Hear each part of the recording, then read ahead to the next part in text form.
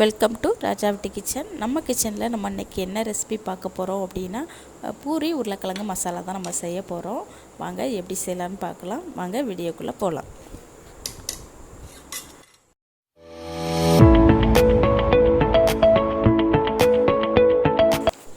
நம்ம பூரி கிழங்கு நம்ம குக்கரில் தான் நம்ம செய்ய போகிறோம். நம்ம ஸ்டவ் ஆன் பண்ணி குக்கர் எடுத்து வச்சிடலாம்.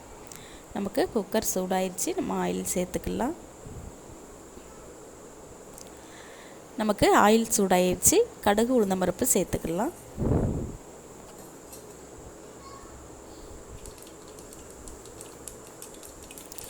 இஞ்சி குட்டி குட்டியாக நான் கட் பண்ணி எடுத்து வச்சுருக்கிறேன். நம்ம ஒன்றா சேர்த்துக்கலாம்.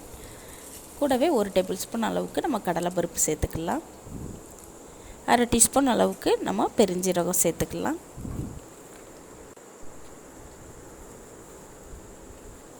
ஒரு பெரிய வெங்காயம் நான் தோல் நீக்கிட்டு கட் பண்ணி எடுத்து வச்சுருக்கிறேன். பாருங்கள், இந்த சைஸுக்கு எடுத்து வச்சுருக்கிறேன். ஒரு 4 மிளகாய் நான் கட் பண்ணி எடுத்து வச்சுருக்கிறேன். நம்ம ஒன்றா சேர்த்துக்கலாம். சேர்த்துட்டு நல்லா கலந்து விட்டுடலாம். பாருங்கள், உருளைக்கிழங்கு நான் ஒரு 3 உருளைக்கிழங்கு தோல் நீக்கிட்டு இந்த சைஸுக்கு கட் பண்ணி எடுத்து வச்சுருக்கிறேன். வெங்காயம் நமக்கு ஓரளவுக்கு வதங்கி வந்தால் போதும். நம்ம இந்த டைமில் ஒரு பெரிய சைஸ் தக்காளி நான் கட் பண்ணி எடுத்து வச்சுருக்கிறேன். நம்ம ஒன்றா சேர்த்துக்கலாம்.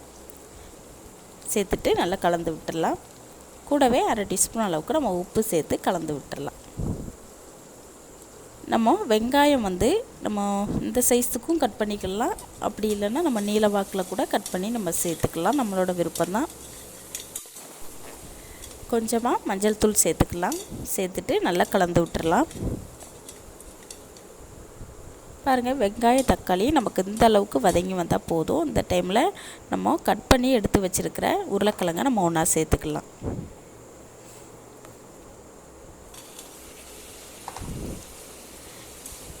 நல்லா கலந்து விட்டுடலாம்.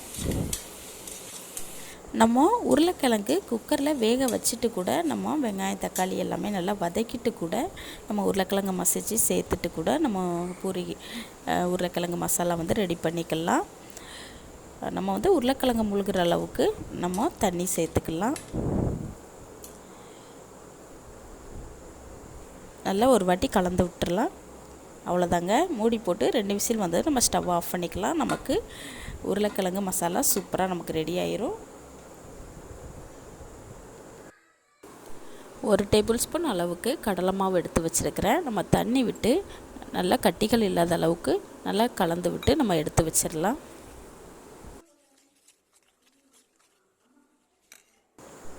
பாருங்கள், நமக்கு உருளைக்கிழங்குமே நல்லா வெந்து நல்லா ரெடி ஆயிடுச்சு. நம்ம அந்த டைமில் ஸ்டவ்வை ஆன் பண்ணிக்கலாம். நல்லா கரண்டியால் கொஞ்சம் மசிச்சு விட்டுக்கலாம். பாருங்கள், கடலை மாவுமே நல்லா தண்ணி விட்டு நம்ம கட்டிகள் இல்லாத அளவுக்கு நம்ம கரைச்சி எடுத்து வச்சுருக்குறோம். நம்ம இந்த உருளைக்கிழங்கு மசாலாவோட நம்ம சேர்த்துக்கலாம். சேர்த்துட்டு நல்லா கலந்து விட்டுடலாம். அடுத்து நமக்கு ஒரு 10 நிமிஷம் கொதி வந்தால் போதும். நமக்கு உருளைக்கிழங்கு மசாலா சூப்பராக ரெடி ஆயிரும். பாருங்கள், நல்லா கொதி வர ஆரம்பிச்சிருச்சு. நல்லா ஒரு வாட்டி கலந்து விட்டுறலாம்.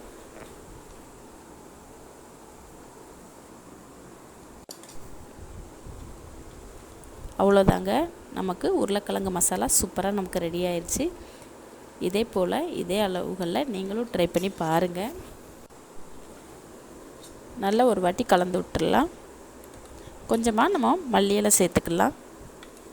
மல்லி இலை சேர்த்துட்டு நல்லா கலந்து விட்டுடலாம். நம்ம இந்த டைமில் ஸ்டவ் ஆஃப் பண்ணிக்கலாம். அவ்வளோதாங்க, நமக்கு பூரி உருளைக்கிழங்கு மசாலா சூப்பராக நமக்கு ரெடி ஆயிடுச்சு.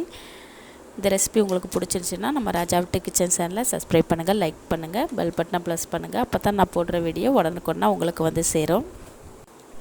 ரொம்ப ஈஸியான ஒரு ரெசிபி. புதுசாக பழகிறவங்க கூட ரொம்ப ஈஸியாக செய்யலாம். நான் எப்போவுமே சொல்கிறது தான், நீங்கள் அதிகமாகவோ அல்லது கம்மியாகவோ செய்கிறப்போ அதோட அளவுகளை கூட்ட குறைக்க செஞ்சுக்கோங்க. நம்ம இந்த உருளைக்கிழங்கு மசாலாவுக்கு நம்ம காரத்துக்கு மிளகாய் மட்டும்தான் நம்ம சேர்க்குறோம். உங்களுக்கு எந்த அளவுக்கு காரம் வேணுங்கிறத பொறுத்து நீங்கள் சேர்த்துக்கோங்க. அவ்வளோதாங்க. நீங்களும் இது போல் உருளைக்கிழங்கு மசாலா செஞ்சு சாப்பிட்டு பார்த்துட்டு எனக்கு கமெண்டில் சொல்லுங்கள். நன்றி, வணக்கம்.